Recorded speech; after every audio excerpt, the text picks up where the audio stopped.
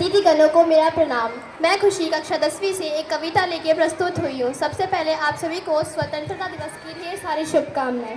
आज़ादी कितना सुंदर शब्द है ना ये। आज वह दिन है जिस दिन हमें आज़ादी मिली थी। वो दिन जो बहुत खास और कीमती है।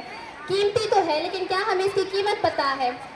क्या हम जानते हैं क्या है इसकी कीमत? हम क्या जाने क्या है आज़ादी? हमने कौन सा अंग्रेजों का हंटर खाया है? आज़ादी की कीमत उनसे पूछो जिन्होंने इसके लिए सब कुछ गंवाया है।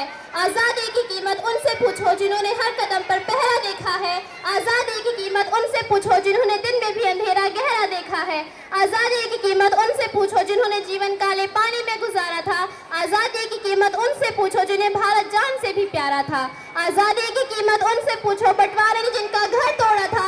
आज़ादी की कीमत उनसे पूछो जो हंसते हंसते फांसी पे झूले थे। आज़ादी की कीमत उनसे पूछो जो देश के खातिर सब कुछ भूले थे। आज़ादी की कीमत उनसे पूछो जिन्होंने अपने ही खून से माथे तिलक लगाया था।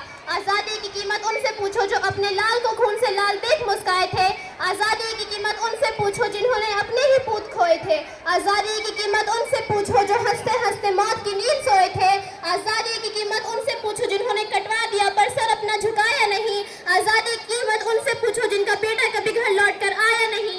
आज़ादी की कीमत उनसे पूछो जिन्होंने अपने ही बेटे की मौत पर जय हिंद का नारा लगाया था।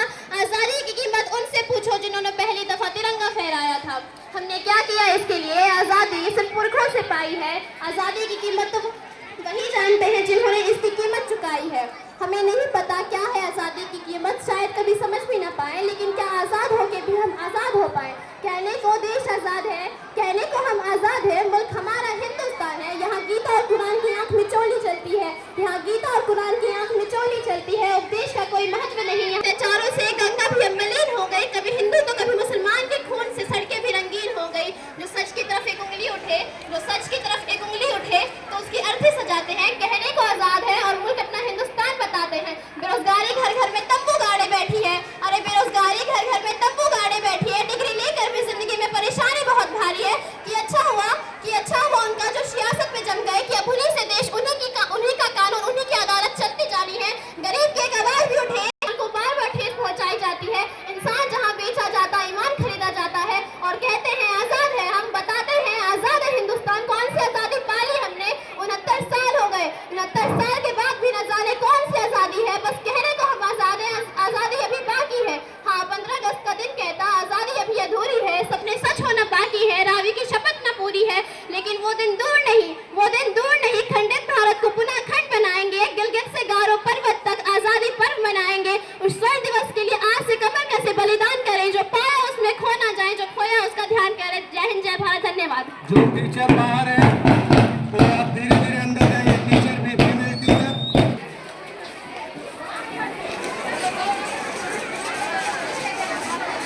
पुष्पांजलि कुमारी क्लास 4 उनके दादाजी आए हुए हैं। आ जाएंगे पुष्पांजलि कुमारी क्लास 4 प्रसाद लेकर के अपने दादाजी बाहर किनारे खड़े हैं। आ जाओगे। आप 2 लाइन बनाइए। टीचर्स आप 2 लाइन बनाइए। 2 लाइन बनाइए बच्चों की।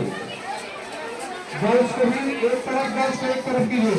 गर्ल्स एक तरफ, गर्ल्स को एक साइड कीजिए, बॉयज को एक साइड कीजिए। और जो टीचर फ्री है तो रूम में जाइए। आप लोग फीमेल टीचर सारे रूम में जाइए। जो भी फीमेल टीचर है तो रूम में, लड़कियों के रूम में आप लोग जाइए। मेल टीचर लड़कों के रूम में जाइए जो फ्री है। अब करीब सभी लोग फ्री हो चुके हैं। फीमेल टीचर लड़कियों के रूम में जाइए, मेल टीचर लड़कों के रूम में जाइए। अब बच्चे अंदर ही जाएंगे।